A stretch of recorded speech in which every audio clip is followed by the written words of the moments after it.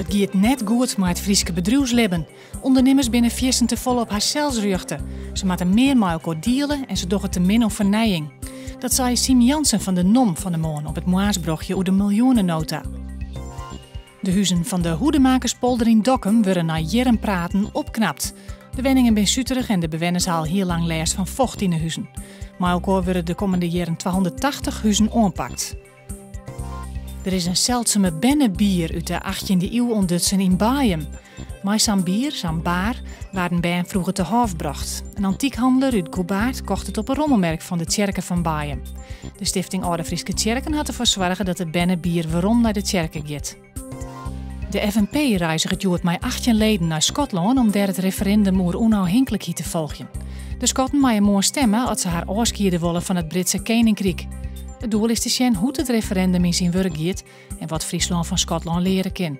De FNP zei mij klam dat ze van Friesland net zo'n referendum willen. Een warme nacht voor de tijd van het jaar. Het is 14 graden en heel bewolkt. Morgen op een ijszin is geen waar, wel wat bewolking en het wordt om de 22 graden hinnen.